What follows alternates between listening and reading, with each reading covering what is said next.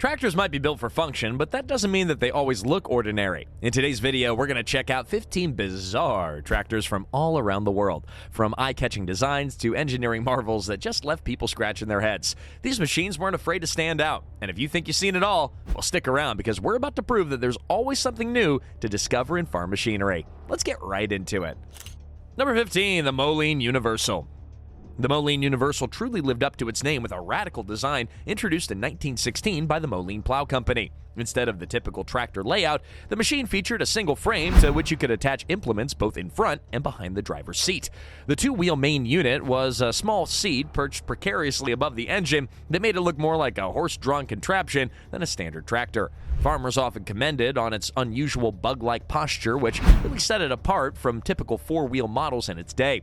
Its unique configuration allowed the operator to view implements directly, a helpful innovation at a time when controlling depth and placement of plows or seed drills was quite tricky.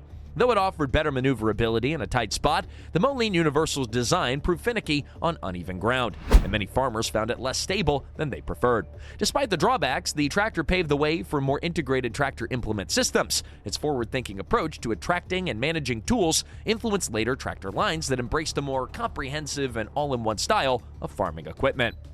Number 14 is the Fordson Snow Motor. Now, the Fordson snow motor is a testament to human ingenuity when it comes to conquering wintry terrain. And developed in the late 1920s as a specialized attachment for the Fordson Model F tractor, it replaced traditional wheels with big rotating drums that were wrapped in helical flanges. Now, these spiral screws allowed the machine to auger its way into snow and ice. This design aimed to solve the problems faced by early vehicles in harsh winter climates, where standard rubber tires or even tracks that couldn't always provide enough grip. Now, visually, it looked like something straight out of a science fiction film. Although it never saw widespread commercial success, the snow motor did attract public fascination and occasional use in polar expeditions. It was praised for its ability to travel over deep snow, yet it struggled on firm surfaces like pavement. The limited versatility hindered its adoption, but the concept undoubtedly influenced future off-road transport and track systems. Today, only a handful of these contraptions exist in museums or private collections, but vintage photographs and film reels ensure that the memory of this spiral-driven oddity endures, reminding us that sometimes you gotta think outside the box to tackle nature's toughest conditions. Number 13 is the Lanz Bulldog. The Lanz Bulldog emerged in 1921 from the Heinrich Lanz AG in Mannheim, Germany, and rapidly became an icon of European farming. What set the Bulldog apart was its robust single-cylinder two-stroke hot bulb engine. Now, the large, protruding cylinder at the front gave it a distinctive look, inspiring names like the Snorting Bull. This engine design provided impressive torque and could run on a variety of fuels, including crude oil. Now, the starting procedure was equally memorable. Farmers would have to heat the hot bulb with a blowtorch before turning the massive flywheel. One crank combined with the hot bulb, and it released a deep rumbling growl. Beyond the eccentricities, the Lanz Bulldog significantly impacted agriculture throughout Europe. Because of the simple mechanical architecture, it was easier to maintain in remote areas, making them immensely popular from the 1920s through the 50s. The tractor's influence stretched even further when John Deere bought the company in 1956, integrating some of the Lanz ideas into the global product line. Many vintage tractor enthusiasts still covet the Bulldog for its iconic design and distinctive sound. And even today, you can find clubs dedicated to restoring these old beasts, reflecting the tractor's lasting cultural impact on rural communities across the continent. Number 12 is the David Bradley tri-trac. Now, the David Bradley tri-trac made its debut in 1950 as a garden tractor sold through the Sears Roebuck & Co. catalog. With a three-wheel design and an offset engine, it resembled a cross between a small industrial tug and a tricycle. This configuration allowed the operator an unobstructed view of the row that they were cultivating, but it also gave the tri-trac a uniquely quirky appearance. Under the hood, a robust single-cylinder Briggs & Stratton engine powered the machine, making it surprisingly capable for everything from plowing to planting and smaller plots. Enthusiasts often noted how the tri-trac's unusual layout gave it excellent maneuverability in tight garden rows, and many homesteaders found it an invaluable tool in the years following World War II. Now, however, its limited production run, which only lasted a couple of years, makes it a collectible oddball today. Now, despite its brief time on the market, the tri-trac represented an early foray into specialized garden machinery. Its offset design inspired later tractors to adopt better visibility and narrower footprints, proving that occasionally the most offbeat creations can be the spark for practical, long-lasting innovations in small-scale farming equipment. Number 11 is the Walking Tractor Timberjack by John Deere. Earning its nickname from its walking mechanical legs, the John Deere Timber-Trac concept was designed to traverse rugged, forested terrain that conventional tractors and logging equipment would struggle to cross. Originally developed in partnership with Plustech in Finland, the prototype featured multiple articulated legs instead of wheels or tracks. Each leg could be independently adjusted to step over rocks, logs, and other obstacles, reducing ground pressure and environmental impact. Although never widely produced or commercialized, the walking tractor Timberjack showcased John Deere's willingness to explore unconventional solutions for the lumber industry, an environment where traction and minimal soil disturbance are paramount. Now, by shifting the load evenly across multiple points of contact, it caused less damage to fragile forest floors. The concept also demonstrated the potential for robotic and leg designs in heavy machinery. Today, videos and photos of this engineering marvel still circulate around robotic enthusiasts and loggers alike.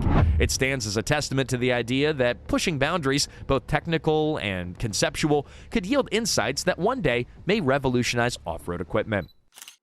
Number 10 is the ZIL-2906, the Russian amphibious screw drive tractor. Now, the Soviet-era ZIL-2906 was an amphibious screw drive vehicle built for some of the most extreme conditions imaginable. Developed for rescue operations in the 1970s by the Likachev plant, or ZIL, it was designed to retrieve cosmonauts who were landed off course in Siberian snowfields or swampy terrain. Instead of wheels or conventional track, the ZIL-2906 employed two large aluminum drums outfitted with helical vanes. These rotating screws allowed it to drill through snow, mud, or shallow water even, enabling movement where typical off-road vehicles would sink or stall. Powered by a solid V8 engine, the ZIL-2906 could reach moderate speeds on snow and float across water. Although steering required skill as it relied on differential screw rotation, and limited production meant that it was rarely seen outside specialized military or cosmonaut support missions. Despite its niche application, the ZIL-2906 captured global fascination for its ability to tackle landscapes that were previously out of reach. Many historians point to its engineering as one of the most creative applications of screw drive technology, echoing earlier experiments like the Fordson snow motor, but perfected for Soviet-era demands. It remains a milestone in amphibious and polar vehicle design. Number 9 is the Big Bud 747. The Big Bud 747 is a true Leviathan that rolled out of Havre, Montana in 1977. Often touted as the world's largest farm tractor, it boasts a massive 16-cylinder Detroit diesel engine generating over 900 horsepower. Measuring nearly 27 feet long and 20 feet wide, it's almost comical to see this beast dwarfed only by the biggest of fields. Designed and built by Northern Manufacturing Company, the Big Bud 747 was custom ordered to handle broad-acre farming tasks, like the deep ripping and large-scale cultivation tasks that could demand enormous power and traction. Despite its gargantuan size, the tractor proved surprisingly agile thanks to its four-wheel drive configuration. And over the years, the Big Bud 747 has cycled through different owners, sometimes serving on commercial farms, sometimes placed on display for curious onlookers. Now, agricultural enthusiasts and record seekers alike are drawn to its superlative stature. In fact, it's inspired a sense of hometown pride in Montana, where it's often showcased as an example of American ingenuity. Even decades later, this one-of-a-kind machine reminds us that when it comes to tackling vast tracts of farmland, bigger can indeed be better.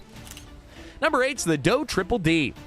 The Doe Triple-D, short for Doe Dual Drive, appeared in 1958 as an innovative solution to the horsepower limitations of post-war British tractors. Engineer George Pryor Doe took Fordson major tractor front halves and then joined them back-to-back, creating a pivoting double-engine configuration. Each half retained its own transmission, which allowed both axles to drive simultaneously. This arrangement provided nearly double the power of a single Fordson without the need for a new, more complex engine design. The resulting shape, resembling two tractors fused at the hip, made the Triple-D an unmistakable sight in the field. The Doe Triple-D excelled in tasks that required an extra pull, like heavy plowing or hauling. However, its unusual design demanded careful driving, especially during tight turns, as the two front wheels could pivot in an awkward manner. Still, farmers appreciated the raw torque and cost-effectiveness compared to purchasing a dedicated high-horsepower tractor. It even participated in competitive plowing events and demonstrations, solidifying its reputation as a quirky yet potent machine. Today, restored units hold a special place at vintage tractor rallies in the UK, demonstrating that sometimes creative engineering is all it takes to push farming technology forward. Number 7 is the Caterpillar 60. Now, the Caterpillar 60, launched in 1925, put track-laying technology at the forefront of tractor design. Produced by the newly formed Caterpillar Tractor Company, born from a merger of the Holt Manufacturing Company and the C.L. Best Tractor Company, the 60 was among the first large-scale track-type tractors to gain mainstream success. Its high arching track frames and wide steel tracks replaced traditional wheels, distributing weight across a broader surface area. Now, this design allowed farmers to tackle soft or uneven ground with minimal sinking, making the 60 indispensable in regions with marshy or hilly terrain. Now, beyond agriculture, the 60 quickly found work in construction, road building, and land clearing projects. It became famous for reliability, longevity, and the robust performance of its four-cylinder engine. By eliminating the need for separate crawlers and tractors, the 60 helped unify the concept of a single machine for multiple tasks. Its popularity contributed to the worldwide recognition of the Caterpillar brand, eventually spurring a long line of Cat dozers and track-laying vehicles. Even after production ceased, many 60s remained in active service for decades, a testament to the groundbreaking technology and durable craftsmanship that changed the face of mechanized farming. Number 6 is the Field Marshal Series 1. The Field Marshal Series 1 rolled onto the scene in 1945, showcasing a distinctly British take on a single-cylinder hot bulb engine. Manufactured by Marshall Sons & Company in Gainsborough, England, the tractor exuded a rugged simplicity. Its long horizontal cylinder protruded prominently from the front, somewhat akin to the Lanz Bulldog, but with a flavor all on its own. Notably, starting it required either a smoldering shotgun cartridge in a dedicated chamber or manually heating the bulb. Both methods produced the tractor's iconic chugging startup sound. Now, that novelty alone made it a conversation piece among farmhands. The Field Marshal offered decent power, ideal for post-World War II farms looking to modernize. Its design allowed it to burn cheaper oils, fitted perfectly into an era when fuel efficiency mattered greatly. Now, over the years, subsequent models like the Series 2 or 3 improved comfort and added tractors, but the signature single-cylinder thump remained. Although production ended in the late 50s, many of these tractors did survive, finding new life in shows and vintage tractor parades. Even today, hearing the Field Marshal rumble to life feels like stepping back in time when mechanical ingenuity really ruled the fields. Number 5 is the John Deere Dain all-wheel drive. The John Deere Dain all-wheel drive came in 1918 as Deere's ambitious foray into four-wheeled traction. Named after Joseph Dain, an engineer employed by Deere, this machine pioneered a design where all four wheels were powered, a concept ahead of its time. Sporting a hefty cast-iron frame and a two-cylinder engine, it was built to outpull competitors in an era when tractors were still replacing draft horses.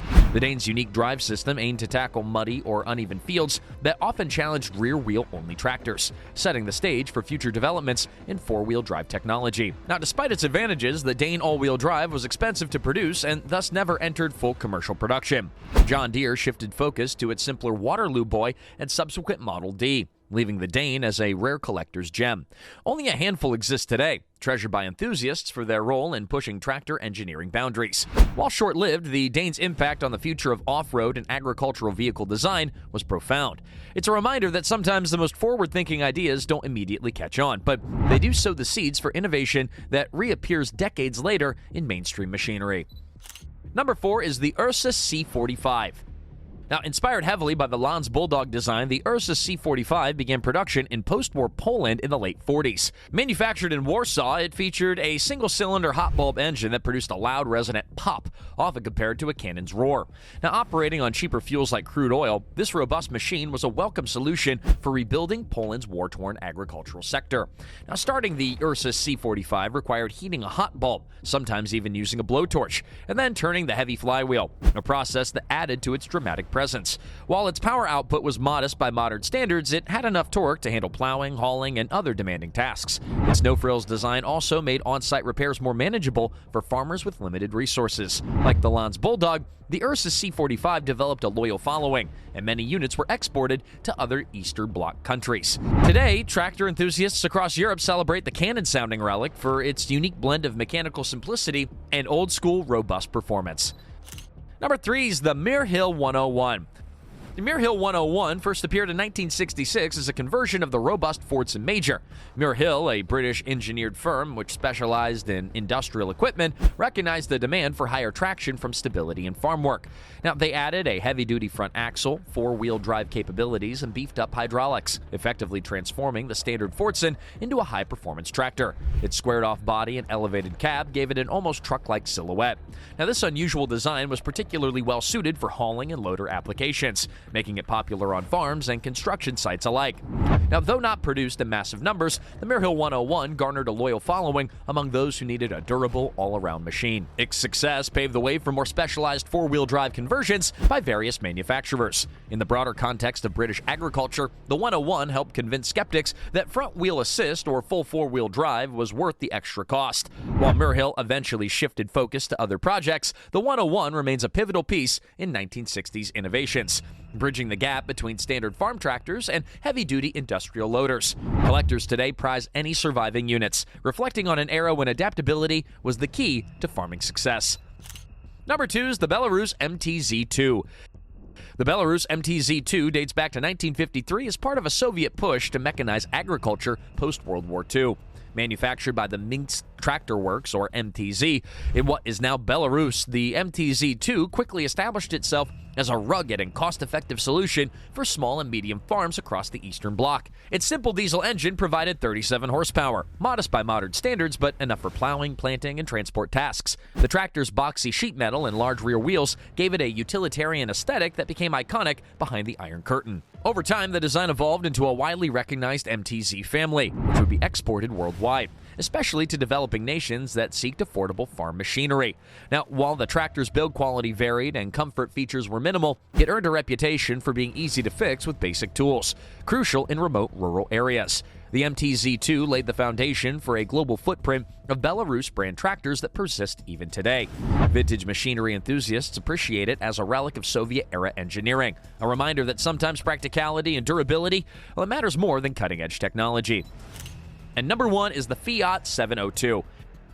The Fiat 702, introduced in 1919, marked Italy's first mass-produced tractor. Leveraging experience gained from manufacturing trucks and aircraft engines during World War II, Fiat sought to modernize Italy's primarily agrarian economy. The 702 featured a 4-cylinder petrol engine, which produced about 20 horsepower, significant at a time when many European farmers still relied on draft animals. Its design was relatively sleek compared to early American competitors, blending industrial styling with functional needs. The machine's success prompted Fiat to expand its tractor line, eventually becoming a global force in agricultural machinery. Though the 702 was not particularly flashy by modern standards, it did represent a giant leap forward in European tractor development. More than 2,000 units were produced during its initial run, a notable number for the era. Over time, Fiat refined the model into the 702B and 702C, improving reliability and offering new attachments. Its significance extended beyond Italy's borders, influencing how other European manufacturers approached design and production. Many historians consider the Fiat 702 a pivotal player in mechanizing small farms across southern Europe. And with that, we wrap up our countdown, reminding us that from snow augers to dual-engine wonders, tractor history is full of surprises. Thanks for joining us on this nostalgic journey through 15 truly bizarre tractors from all around the world. These machines showcase the creativity, tenacity, and sheer brilliance of past innovators. Whether they're fiddling with spiral drives, forging double-engine powerhouses, or refining single-cylinder workhorses, each pushed the boundaries of what tractors could be.